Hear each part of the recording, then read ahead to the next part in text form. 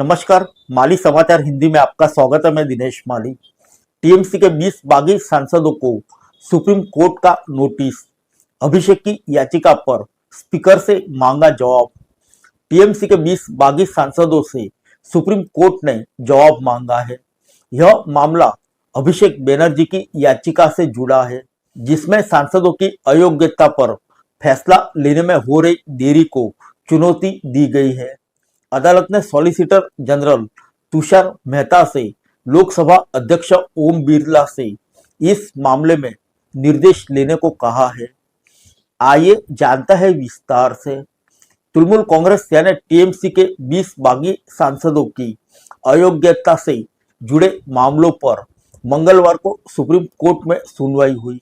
अदालत ने टीएमसी के 20 बागी सांसदों से जवाब मांगा है। यह मामला पार्टी के महासचिव और सांसद अभिषेक बनर्जी की उस याचिका से जुड़ा है, जिसमें इन सांसदों की अयोग्यता से संबंधित याचिका पर फैसला लेने में हो रही देरी को चुनौती दी गई है। अभिषेक बनर्जी ने सुप्रीम कोर्ट से मांग की है कि लोकसभा अध्यक्ष ओम बिरला को उनके समक्ष लंबित अयोग्यता याचिका पर जल्द फैसला लेने का निर्देश दिया जाए। लोकसभा अध्यक्ष और सदन के महासचिव की ओर से solicitor general Tushar Mehta supreme court में पेश हुए। अदालत ने सॉलिसिटर जनरल से इस मामले में लोकसभा अध्यक्ष से निर्देश प्राप्त करने को कहा है। आइए जानते हैं 20 सांसदों के खिलाफ क्या है मामला। तृणमूल कांग्रेस में बगावत के बाद 20 सांसदों ने पार्टी से अलग होकर nationalist citizen party of India यानी एनसीपीआई में विलय का दावा किया था। इन सांसदों ने लोकसभा में अलग समूह के रूप में मान्यता देने की मांग भी की थी।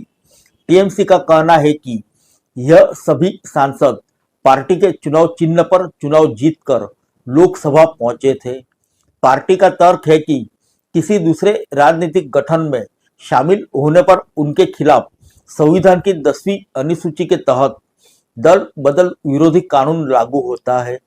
अभिषेक बनर्जी ने इससे पहले लोकसभा अध्यक्ष ओम बिरला के समक्ष 20 बागी सांसदों के खिलाफ अलग अलग अयोग्यता याचिका दाखिल की थी। इन याचिकाओं में जल्द कार्रवाई करने की मांग की गई थी। अब उन्होंने अयोग्यता की कार्रवाई में कथित देरी को सुप्रीम कोर्ट में चुनौती दी है। इस याचिका पर मंगलवार की सुनवाई को अहम माना जा रहा है। मानसून सत्र के दौरान लोकसभा अध्यक्ष ने इन 20 बागी सांसदों के लिए सदन में अलग से बैठने की व्यवस्था की थी।